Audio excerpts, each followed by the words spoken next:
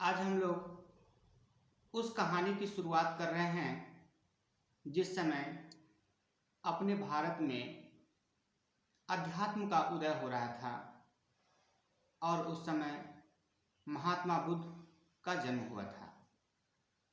उसी दौरान यूरोप के ग्रीक में कई सारे साइंटिस्टों का उदय हुआ था, जिसमें कि कई सारे साइंटिस्ट फिजिक्स पे रिसर्च कर रहे थे, जिसमें से एरिस्टोटल फैलेसी नामक साइंटिस्ट जो ग्रीक के थे, उन्होंने भी साइंस पे रिसर्च कर रहे थे, जिसमें कई सारे थेसिस उन्होंने लिखा। थेसिस लिखने के बाद उन्होंने उसमें कई सारे थेसिसों में एक थेसिस यह भी लिखा कि कोई भी बॉडी यदि मूव करती है तो उसे फोर्स की ज़रूरत होती है। मतलब अगर फोर्स लगता है तभी वो बॉडी जो है मूव करता है या मोशन में आता है। ठीक है। इसके अलावा और भी कई सारे थेसिस लिखे और थेसिस लिखने के बाद वो चले गए। चलने के बाद लगभग 2000 वर्षों तक उस पर कोई भी रिसर्च नहीं आगे बढ़ा। ठीक है। इसके बाद 16वीं शताब्दी में गैलीलियो नामक एक साइंटिस्ट थे, जिस समय यूरोप में फिर से प्रबोधन का उदय हुआ और साइंस के क्षेत्र में काम होना शुरू हुआ, रिसर्च होना शुरू हो गया। और उस समय 1564 में गैलीलियो का जन्म हुआ और 1642 के बीच में उन्होंने रिसर्च किया और एरिस्टोटल फैलेसी के जो रिसर्च थे उसको उन्होंने स्टडी किया और काफ़ी स्टडी करने के बाद उन्होंने एरिस्टोटल फैलेसी के थेसिस को गलत साबित किया और इसके बाद फोर्स पे इन्होंने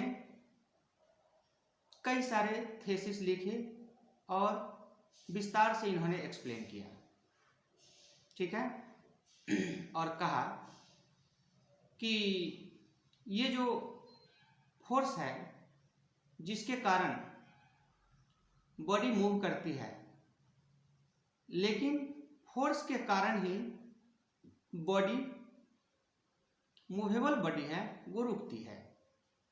तो इसका मतलब है कि फोर्स जो है हमारा दो तरह का नेचर गेन करता है, एक पुशिंग नेचर और दूसरा पुलिंग नेचर।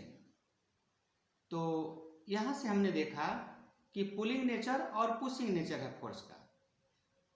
ठीक है।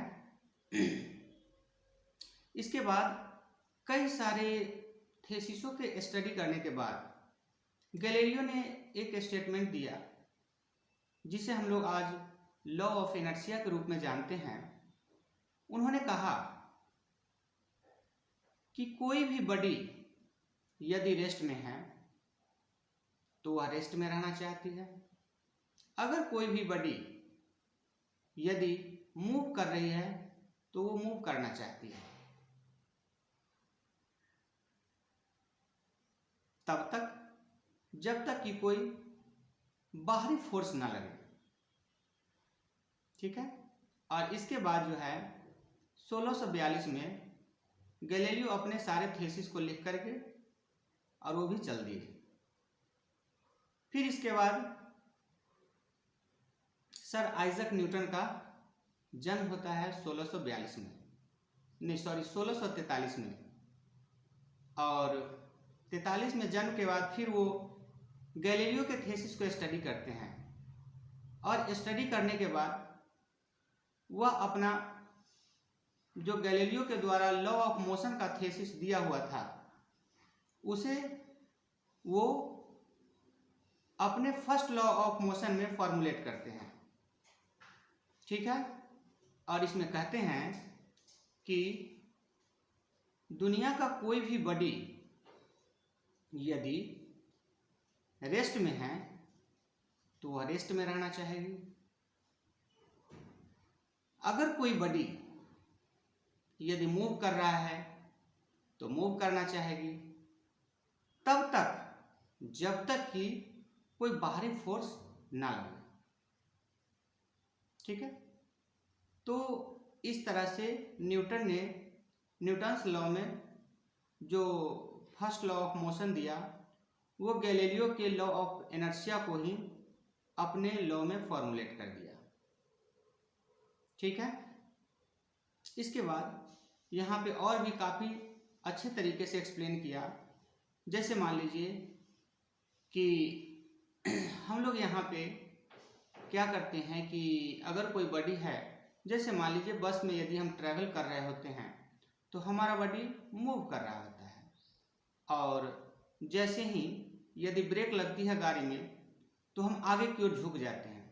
इसका मतलब है कि हमारा बॉडी मूव करना चाह रही थी लेकिन अचानक उसे रोका गया, जिसके कारण उस पर एक झटका लगा, यानी कुछ ना कुछ फोर्स अप्लाई हुआ जिसके कारण हम आगे की ओर झुके। अब मान लीजिए कि हम गाड़ी में बैठे हुए हैं और अचानक गाड़ी स्टार्ट हुआ, तो गाड़ी स्टार्ट हुआ तो क्या हुआ, अचानक गाड़ी आगे बढ़ेगी, और जैसे ही अचानक गाड़ी आगे बढ़ेगी तो हमें पीछे की ओर झुकते हैं। इसका मतलब है कि आगे से हमें कोई फोर्स दे रहा है। वास्तव में हमारा बॉडी रेस्ट में रहना चाहता है, जिसके कारण जब गाड़ी आगे भागती है तो हमारा बॉडी पीछे की ओर अपने आप को बैलेंस करने के लिए जाता है। ठीक है, तो इसमें और भी कई सारे कुछ इम्पोर्टेंट पॉइंट्स है, जैसे कि आप इसको हम लोग समझेंगे कि जैसे देखिए यहाँ पर लिखता है कि अगर कोई भी बॉडी यदि रेस्ट में है या मूव कर रहा है तो किस पे डिपेंड करता है, वो डिपेंड करता है आपको चॉइस ऑफ रेफरेंस पे। अगर मान के चलिए कि चॉइस ऑफ रेफरेंस यदि मूव कर रहा हो तो हमारी बॉडी मूव करती हुई नजर आएगी। ठीक है, जैसे मान लीजिए कि हमारा बॉडी है जो मूव कर रहा है और वो बॉडी है जो कि एब्जर्वर है। तो अगर मान लीजिए कि एब्जर्वर है, जैसे बस में हम बैठे हुए हैं और बस में बैठने के बाद जो है हम वहीं से ऑब्जर्व कर रहे हैं कि जितने भी पैसेंजर हैं वो भी हमारे साथ मूव कर रहे हैं। तो हमारा जो रेफरेंस है, हम जो ऑब्जर्व कर रहे हैं कि हमारा पैसेंजर रेस्ट में है, लेकिन वास्तव में बस तो मूव कर रही है, और बस जब मूव कर रही है इसका मतलब है कि ऑब्जर्वर भी मूव कर रहा है, फ्रेम ऑफ रेफरेंस भी मूव कर रहा है और ऑब्जेक्ट भी मूव कर रहा है। लेकिन यहाँ पर जो हमारा फ्रेम ऑफ रेफरेंस है वो तो रेस्ट में शो कर रहा है, क्योंकि ऑब्जेक्ट उसके फ्रेम ऑफ रेफरेंस के अकॉर्डिंग रेस्ट में दिख रहा है। पहला चीज। दूसरा केस हम लोग देखें, जैसे मान लीजिए कि यदि हम स्टेशन पे, हम प्लेटफॉर्म पे हैं और हम ऑब्जर्वर हैं, हमने ये देखा कि रेलवे प्लेटफॉर्म से एक ट्रेन मूव की जिस पर कई सारे यात्री थे। हमने वहाँ से ऑब्जर्व किया कि यात्री ट्रेन जिस तरीके से मूव कर रही है, जिस वेलोसिटी से मूव कर रही है, उसी वेलोसिटी से ऑब्जेक्ट भी मूव कर रहा है, यात्री भी मूव कर रहा है। इसका मतलब है कि देखिए अब फ्रेम ऑफ रेफरेंस कहाँ पे आ गया, प्लेटफॉर्म पे आ गया, और इस प्लेटफॉर्म पर जो हमारा फ्रेम ऑफ रेफरेंस है उसके अकॉर्डिंग ऑब्जेक्ट मूव करता हुआ नजर आ रहा है। तो यहाँ पर सबसे इंपॉर्टेंट पॉइंट क्या है कि हम ये चीज देख रहे हैं कि हमारा ऑब्जेक्ट जो मूव कर रहा है वो किस तरीके से मूव कर रहा है ना। हम फ्रेम ऑफ रेफरेंस को कहाँ पे ले रहे हैं, ये पॉइंट हो गया। दूसरा पॉइंट ये है कि जैसे मान लीजिए कि हम यहाँ पे कह रहे हैं कि हमारा बॉडी रेस्ट में है या मूव कर रहा है।